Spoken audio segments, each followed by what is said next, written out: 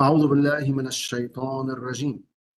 بسم الله الرحمن الرحيم والحمد لله رب العالمين والصلاة والسلام على المصطفى محمد وآله الطيبين الطاهرين. اللهم صل على محمد وآل محمد واللعنة الدائمة على أعدائهم أجمعين إلى قيام يوم الدين. رب اشرح لي صدري ويسر لي أمري واحلل عقدة من لساني يفقه قولي. السلام عليك يا بقية الله في أرضه. In our last lesson, we were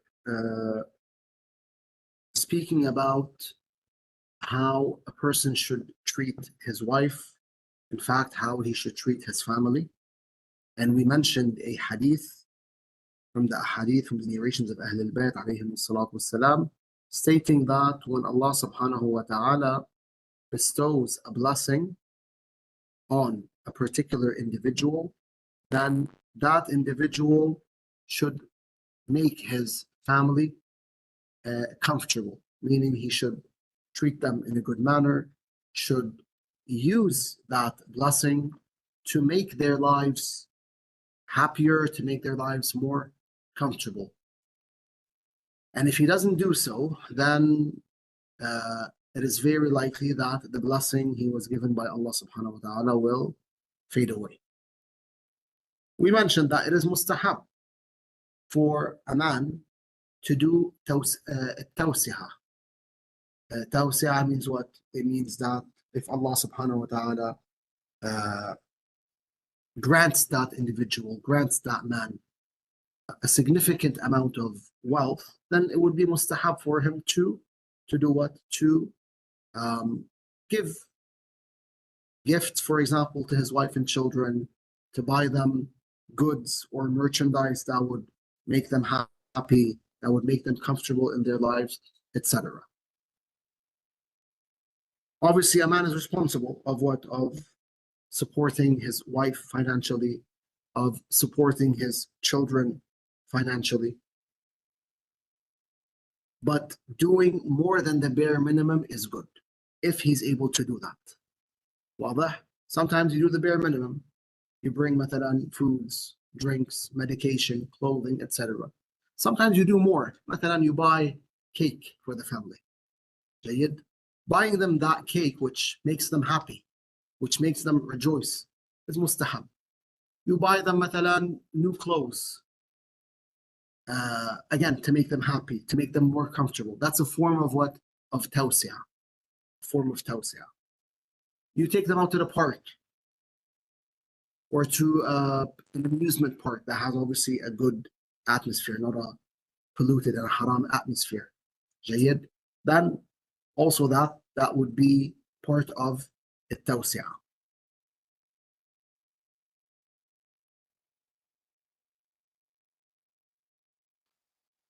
جيد. We mentioned this hadith last week, and we also mentioned a short hadith by Rasulullah sallallahu alayhi wa alihi wa sallam, which stated that the better a person treats his wife, the higher his status in the eyes of Allah Ta'ala will be. جيد. But today, inshallah, we'll continue where we left off, and we have a few traditions regarding the good wife to mention. So we'll start with the following tradition, which is found in وسائل الشيعة for الشيخ الحر العاملي رحمة الله عليه.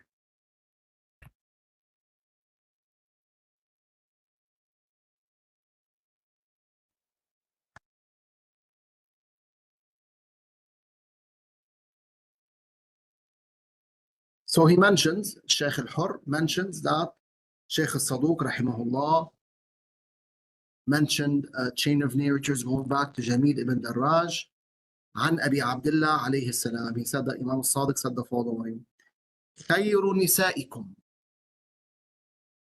the best of your women are who? Let's see what the Imam says عليه السلام. خير نسائكم التي إن غضبت أو أغضبت قالت لزوجها يدي في يدك. It says the best of your women are the following. The ones who, when they get mad, when they become angry, or they are angered, they say to their husbands, the lady says to her husband, Yadi fi yadi, my hand is in yours, which means I'm with you. I'm a good wife. I'm a supportive wife. I'm not here to make your life a living hell. Jayyid, I want to make you happy. I want to make you comfortable. We're a team. We support one another. يدي في يدك لا أكتحل بغمض حتى ترضى عني. Meaning, I will not sleep. I will not shut my eyes and sleep until you are pleased with me.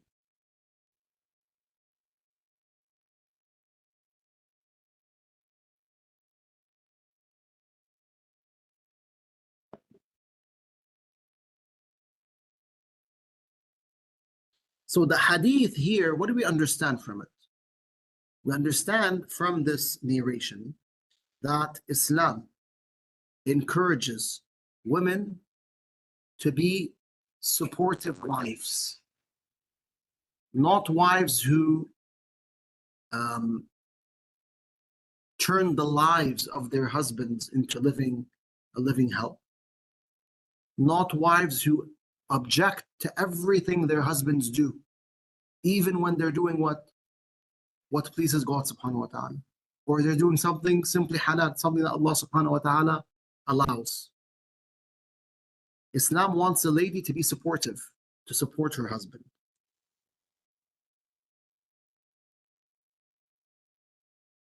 And it wants from a lady to be one who tries to make her husband pleased. Because the hadith said what? لا أكتحل بغمض حتى ترضى عني. I will not sleep until you are pleased with me. So she wants to hear that he's pleased with her. She cares about his pleasure. If she cares about his pleasure, it means she tries to avoid what angers him. She tries to avoid what makes him uncomfortable. And indeed, when a wife maintains such behavior, she only elevates in the eyes of Allah subhanahu wa ta'ala. So now what do we see? If we connect this hadith over here to the hadith we recited last week regarding the best men, right? The Prophet said, خَيْرُكُمْ خَيْرُكُمْ لِنِسَائِهِ. The best amongst you are those who treat their women in the best of manners, right? What do we understand? We understand that Islam encourages men to be merciful husbands, to be men who treat their wives with respect, who value their wives, who try to make their wives happy, but at the same time, it also commands women to be what? To be peaceful with their husbands, to treat them well, to help them, to make them comfortable. واضح? And to try to please their husbands. Interestingly here, the hadith says, in غضبت أو أغضبت. What's the difference between غضبت and أغضبت? Who can tell me? غضبت أو أغضبت. Ahmed. When she gets angry versus when she gets angry. أحسنت. Sometimes something happens in the lady's life or in the lady's house which makes her angry. That thing might have nothing to do with the husband. مثلا, she had a fight with one of her friends, but now she's angry because of that fight. Or she lost an amount of money. Now she's angry. Or she's simply having a bad day, right? Women have bad days, just as men have bad days, all right? Sometimes, no, she's angered. Perhaps her husband made her angry. Perhaps he did something which made her angry. Even then, the good wife, even if her husband makes her angry, the good wife will strive not to lose her Islamic identity. not to lose her piety. And she'll strive to be a good wife even if her husband angered her. One might say, but here you're giving a green light for men to anger their wives. No, we're not saying that. Jayyid. We said men should strive to treat their wives in the best of manners. But suppose that the husband angered her, and suppose he was wrong, suppose he was at fault. What should she do? Should she go berserk? La. Islam tells her, okay, he did something wrong. Now, behave in a wise manner. And the opposite is true as well. If the wife does something wrong, Jayyid, a husband should also remain wise and deal with the situation in a wise manner. Mistakes are bound to happen. Of course, I'm talking here about, small mistakes or mistakes that normally happen between a husband and a wife. Jayyid, a person cannot make a big deal whenever a particular small mistake, or let me call it a normal mistake, if my words are correct, takes place. Patience is required when someone is dealing with his spouse. We're in need of a lot of patience to ensure that our spousal life continues with peace and with comfort. So here the hadith says, أو أغضبت, even if her husband angers her, she will want to do what? To please him. That's a good wife. That's a lady who's striving to be a good wife. Let's repeat the hadith. خير نسائكم التي إن غضبت أو أغضبت قالت لزوجها يدي في يدك لا أكتحل بغمض حتى ترضى عني. Right? Any questions? On the topic of the patience and how that's needed for the marriage to function, how do we reconcile it with the modern side, right? Which says swallowing your anger kind of leads to you becoming stressed or physically sick, or that if you exercise patience too much, you might at some point burst and have a psychotic break even. So how do we reconcile the two? Yes. يعني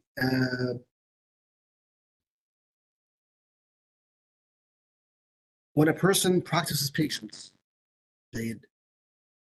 perhaps yes, he's bringing into his system or to his soul certain things which will disturb him. صح? But then again, there's a way to let these things out. It's very important to bring these things out so that a person does not reach a point where khalas, he collapses and he can't be patient anymore. So what helps bring these, and let me call them negative matters, out of his system? مثلا salat, sujood, complaining to Allah subhanahu wa ta'ala, the good moments in his life, the hour of leisure that Ahlul Bait tell us is the most important hour during the day. Jayyid, the hour of lawful leisure. When he spends time with مثلا his spouse and they're calm, they're having a normal conversation or a happy conversation, right? A comfortable conversation. They're drinking tea, for example, or coffee. That relieves both of them from stress. So it's really important, on top of being patient, to do certain things which relieve us from the stress that we acquire because of our daily interactions with our spouses or with other people. Right. Make sense? Yeah. So salat will bring these negative matters out of our system. Sujood, especially a prolonged sajda, reading Quran, shakwa ila Allah, complaining to Allah Azza wa Jal. Yaqub alayhi salam, when he was going through tough times, when he was grieving over Yusuf, he said to his sons, إنما أشكو بثي وحزني إلى الله. I complain in regards I complain solely to Allah regarding my distress and regarding my sorrow. Right? And as we said, the hour of lawful leisure plays role in also relieving the human being. Hence, sometimes what I've realized is that two spouses will go through problems, and they'll go through immense problems, such that they will want to divorce because they're not spending time with each other. They're not spending time with each other, time that is free of fights or free of problems. Yani, they don't have, for example, an hour or 2 hours a day in which they just sit with each other and talk and converse in peace. She's always busy. He's always busy. And if they do meet each other, they're fighting. What kind of life is that? That's not a comfortable life. It's only a matter of time before one of them gives up and says, I don't want to continue. I don't want to stay with this individual because there's no comfort.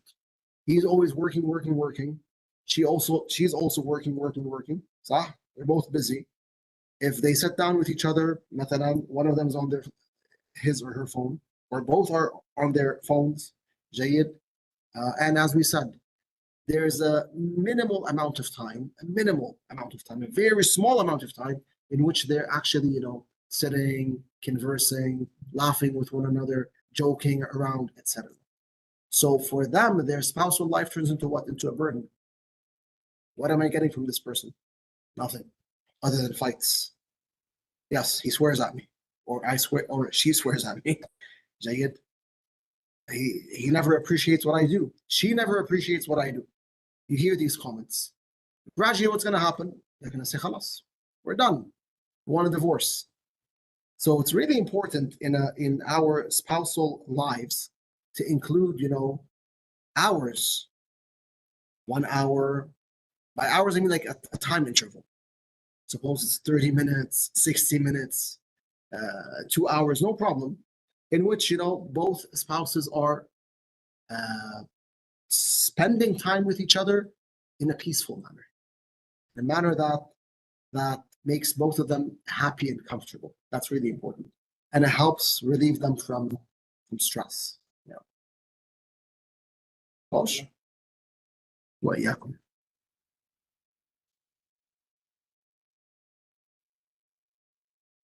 So up until now, we understand that Islam wants men to treat their wives in a good manner, but it also wants women to treat their men in a good manner and to strive to please them. The hadith continues and mentions a beautiful supplication that was done by the Holy Prophet sallallahu alaihi wasallam. It seems that this was the Prophet's habit. He had the habit of reciting this supplication. قال وكان النبي صلى الله عليه وآله يقول في دعائه. Prophet would say the following when he would supplicate. اللهم إني أعوذ بك من ولد يكون علي ربا. O Allah, I seek refuge in you from a child who will treat me like a Lord. Jayyid, meaning I seek refuge in you from giving me a child who will treat me as if he is my master. And as a result, he'll mistreat me, he'll yell at me, he'll command me and tell me what to do. A child should show immense respect to his parents and should show humility, humbleness to his parents, as the Quran says. Tamam? But some children, unfortunately, no, they're not like that. They yell, swear, they might curse their parents, God forbid. Then he says, وَمِن مَالٍ يَكُونُ عَلَيَّ ضَيَاعًا. وَمِن مَالٍ يَكُونُ عَلَيَّ ضَيَاعًا. ومن زوجة تشيبني قبل أوان مشيبي.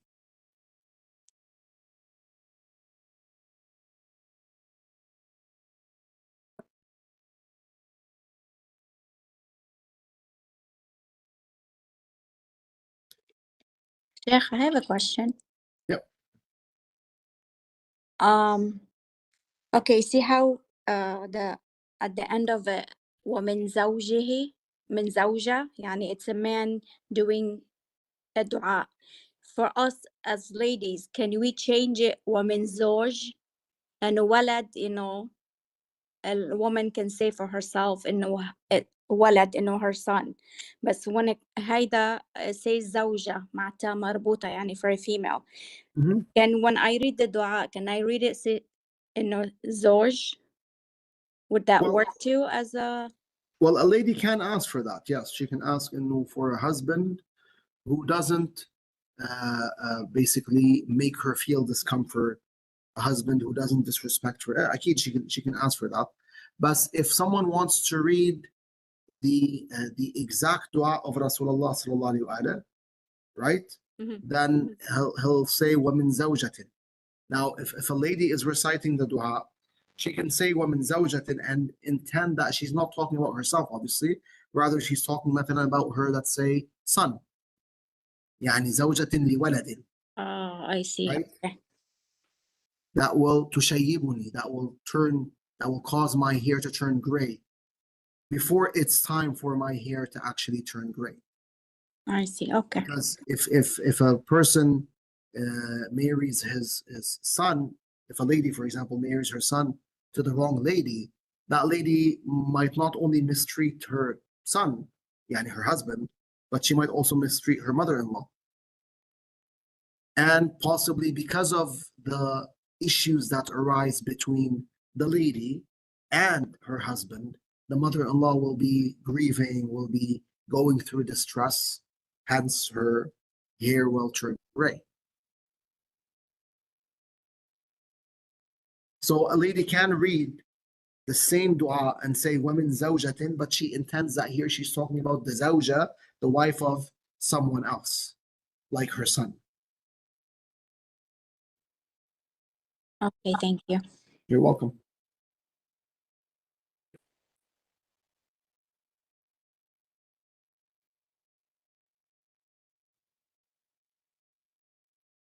So here the Prophet says what? وَمِن زَوْجَةٍ تُشَيِّبُنِي قَبْلَ أَوَانْ مَشِيبِي.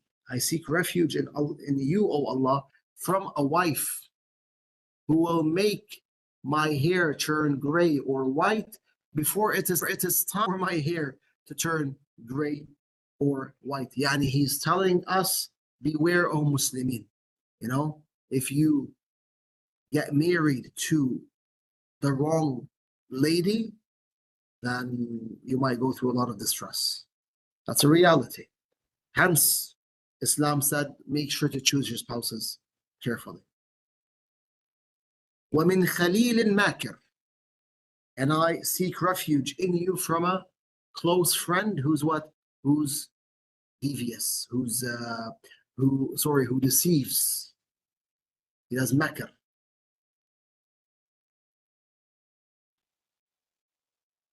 It just makes me think,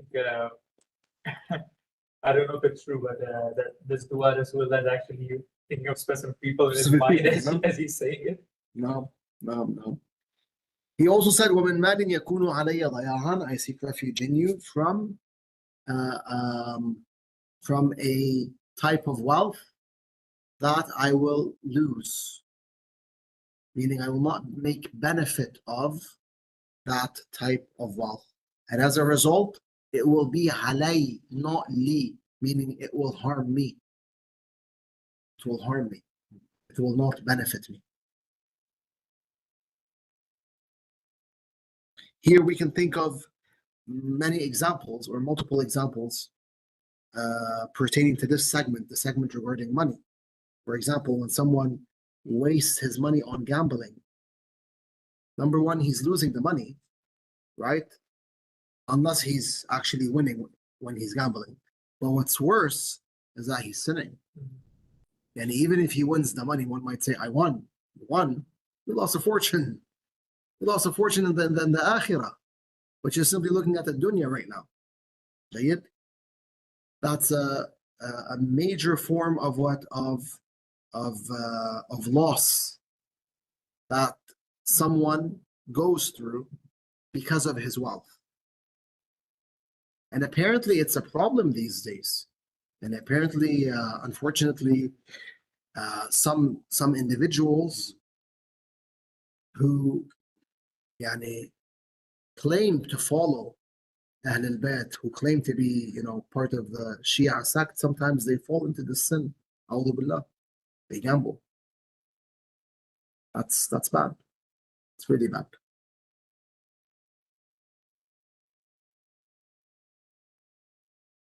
Another example is simply managing your wealth or your money in an unwise manner, such that you lose the money.